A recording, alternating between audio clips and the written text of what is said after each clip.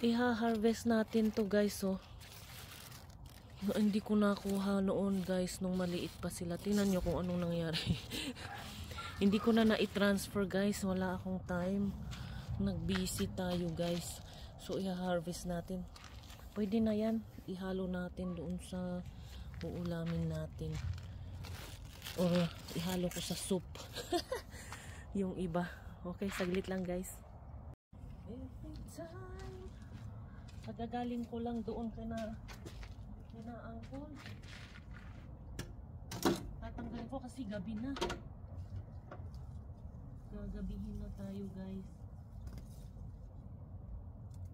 Hindi na to lalaki kasi winter na guys. Hindi na natin magtanim na lang tayo ulit next time.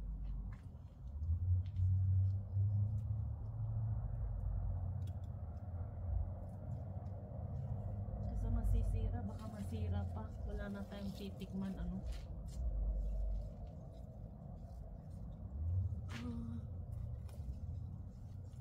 Tanggalin lang natin.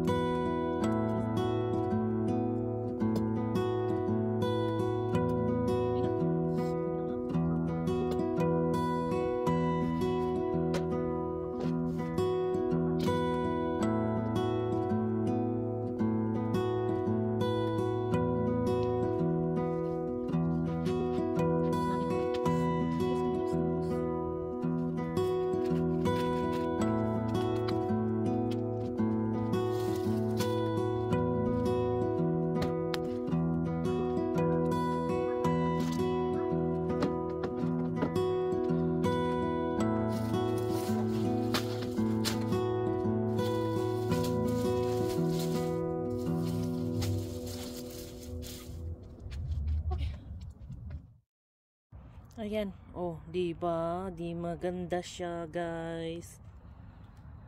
Okay, ito naman yung onions natin. Lumaki na siya. Tinanggalan ko na yan. Tol. Tinanggalan ko na sila noon. Pero ayan, oh. Lumaki ulit sila, guys. Mga onions, oh. Oh, di ba? Alright. Let's go. Ayan guys, ito na yung soup natin. Halina kayo, kain na tayo. Tapos nilagyan ko ng konting bok choy natin, yung hinarvest natin kanina. Yung iba igigisa natin with something. something. Ayan, tapos naglagay ako ng itlog. Ayan, lunch ko na yan. Yan na yung lunch ko ngayon guys. Kararating ko lang. Galing tayo doon sa nagbantay tayo doon kina uncle. So, kain na tayo. Sarap. Good morning. Ito, another day ulit tayo guys. Another day in paradise. Siyempre, ang paradise dito sa earth. Yun ang ibig ko sabihin. Diba? Okay. Anyway, mamaya papasok tayo, magbabantay tayo doon kina uncle kasi yan naman ang gawa natin. Not everyday naman, pero syempre busy may mga iba tayong mga appointments lagi na lang may appointments. Ano, kagaya last week ulit, time ulit ng mga check-up. Ay naku guys, paminsan pag marami kang gagawin, wala na pending na yung gawain mo sa bahay guys. Wala ka ng time. Tapos nagpapagaling pa tayo ng ating yung di ba nga nagkasakit tayo last few weeks ago, pero hanggang ngayon guys, dahil sa paiba-iba ang weather, so ingat-ingat kayo dyan guys, kasi yung pabigla-bigla, pabugso-bugso yung lamig, biglang lamig, kagaya kagabi, ang lamig guys, talagang 30 degrees ba yun? Umabot yata ng 30 degrees, 35 ganon yung lamig guys, grabe. Tapos sa tanghali medyo warm siya. Ay nako, tapos pabigla mag-aalas 4, alas 5, pabigla. Diyos ko guys. Kaya minsan yung katawan mo hindi pa nakaka-adjust ba, ganon. Tingnan yung boses ko hindi pa masyadong clear. Ang daming nakakasakit guys, kaya nga sabi nila ibang klase yung lamig ngayon. So ingat lang guys, kung kailangan natin magmask ulit, magmask tayo guys. Yung iba nagmamask na ulit kaya lang yung iba kasi hindi naniwala sa mask. Pero sa ating may mga allergy, kailangan natin yung guys, yung pag may allergy ka talaga, magmamask ka. Ako talaga kunting lang, uubuhin na ulit ako guys. Nangangati na dito sa dito sa leeg ba? Anyway, so far so good. Okay naman tayo guys. And ang nagawa lang natin kahapon, medyo yung pala na-harvest ko yung din natin, yung mumunting celery natin. Kasi wala na tayong gaanong tanim guys. Yung anong tawag nito? Yung chard natin. May konting nabuhay yung iba. Wala na tayong time guys. Ano ba yan? Anyway,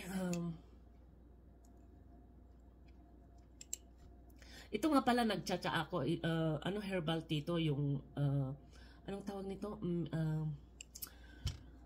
Herbamate bang tawag nito? Pero parang may straw siya na nakaganyan Tapos tubig, paunti-unting tubig, ganun.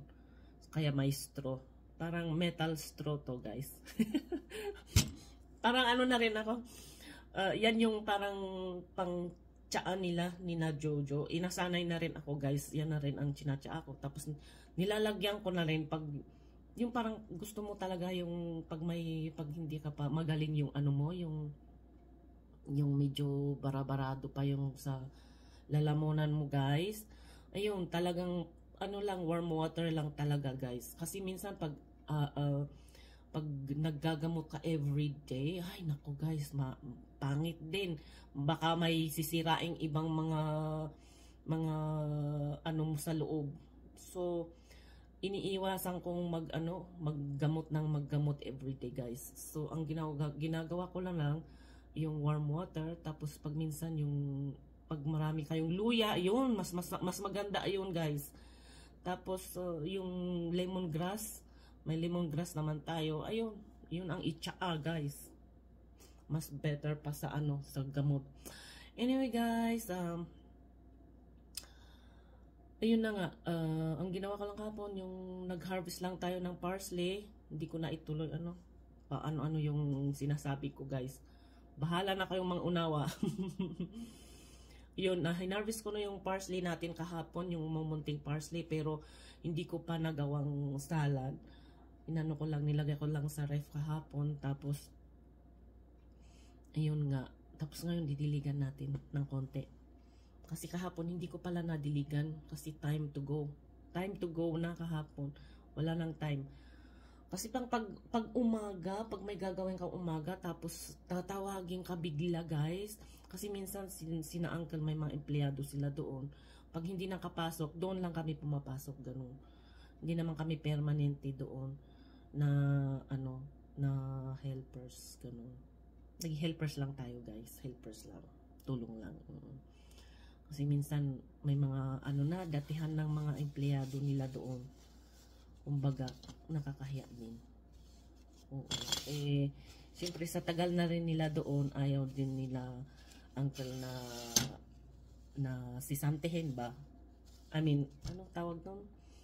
Yung, kumbaga, instead of them, tayo ang ilalagay doon. So, syempre, sa tagal na nila doon, ngayon kasi bumagsak ang mga dito, guys. Wala na, kailangan pahirapan na rin dito, guys. Depende na lang, syempre, yung mga mayaman pa rin, guys. Tayo, hindi naman, kumbaga, isang tuka lang tayo. So, kung anong nandyan na. O, diba? Pero, keep on going pa rin tayo, diba? Sa awa ng Diyos, yun na nga, pag marunong ka magtrabaho, hindi ka magugutom, kumbaga ganun. O, diba? Ano na yung sinasabi ko? Parang ganun, okay? Anyway, I will see you again later, guys. At didiligan lang natin yung ating dinadiligan kahapon. Diyos ko, dadang, ang taba-taba na natin. Parang ang tataba-taba natin. Kailangan nating magpapayat. Panoorin natin yung mga video ng ating mga ka-team. May mga nag-exercise dyan. Shout out sa inyo, guys. Yung mga fitness, nyo, gagaling nyo talaga, guys. Anyway,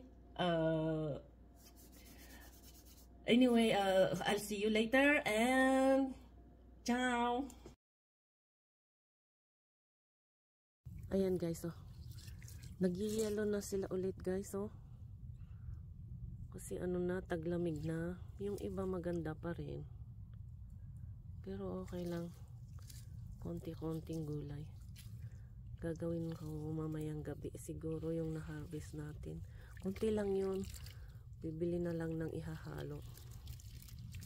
Mahal din nito guys, kapiranggot na lang na nung tawag nito, yung nabibili na mahal na. Kaso kasi itong paborito ni Jojo, yung tabuli. Kasi sa gabi, yun lang pinakain namin minsan guys. Yung nagsasalad lang talaga kami. Naku, paulit-ulit na yung sinasabi ko. Nasabi ko na yata noon pa ulit. Inuulit ko na naman guys. Anyway, ayan. Ito lang guys, kasi diligan na natin kahapon yung iba. Ayan guys, i-update ko lang kayo dito sa ating tanim dito sa sa box. Ayan guys, malaki-laki na sila guys. Ganda. I-harvest natin ito next time. At ayan, malaki na talaga. Nabuhay sila guys. Nagsusurvive pala ang mga to pag taglamig guys. Maganda. Maingay yung mga kapitbahay natin, mga bata. Naglalaro sila, dumating yata sila kagabi. Anyway guys, I will see you again next video. Ingat kayo lagi. And God bless us all. Bye.